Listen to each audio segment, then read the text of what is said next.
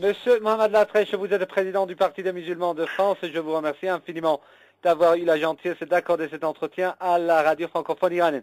Monsieur le Président, vous êtes en fait chef du Parti des musulmans de France. Parlez-nous tout d'abord en ce qui concerne la révolution islamique d'Iran de 1979, de son impact au sein du monde musulman.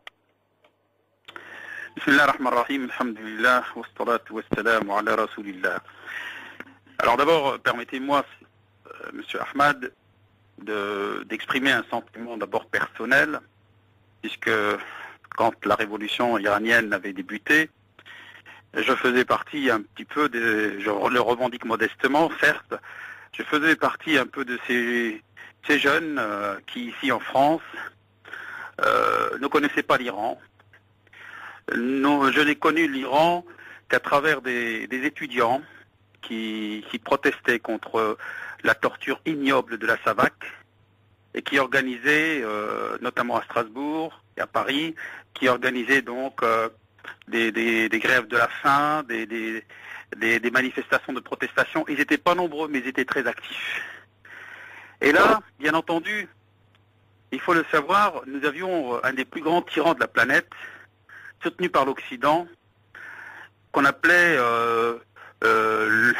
l'empereur, si on peut dire le roi des rois, ou le Shah d'Iran, peu importe, l'homme qui était le chef de la 4e armée du monde, la 4e force militaire mondiale. Et ça, c'est devenu par la suite une forme d'expression qui tantôt était pour terroriser et tantôt était pour montrer à quel point il fallait compter avec cette personne. Nous avons aussi entendu dans la question irakienne que Saddam Hussein était aussi à la tête de la 4e armée du monde. Bref, si vous voulez, cette révolution, elle nous a marqués. Elle nous a marqués d'abord parce qu'elle a été conduite par un homme. Par un homme qui a su, il faut le dire, parler à son peuple, parler au monde. Et je parle bien sûr de l'ayatollah Khomeini, rahimahullah. Et pour nous, vous savez, jeunes que nous étions, voir un homme avec un turban et une barbe et parler en tant que musulman, ça nous avait énormément touchés. Je fais partie des musulmans originaires du Maghreb, donc nous ne connaissons pas les chiites, nous ne sommes pas rencontrés, nous n'avons pas, j'allais dire,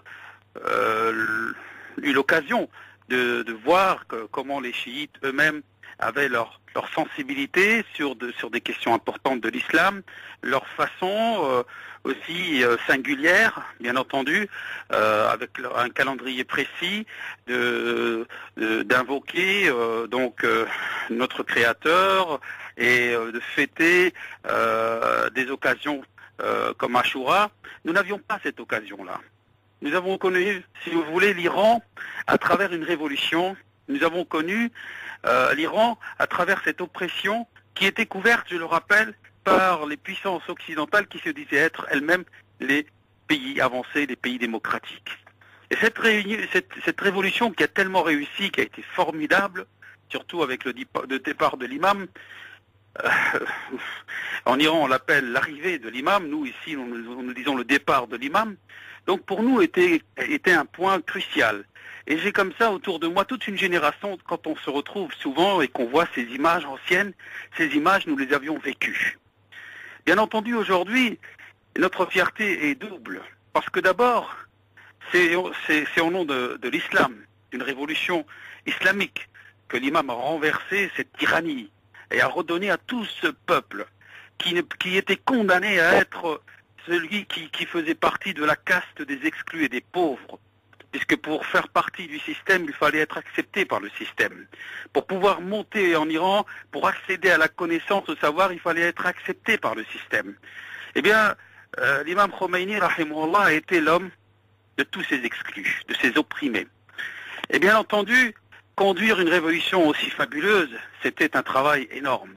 Et bien entendu, c'était aussi, c'était le vouloir du Créateur qu'il a voulu aussi, qui a béni cette révolution.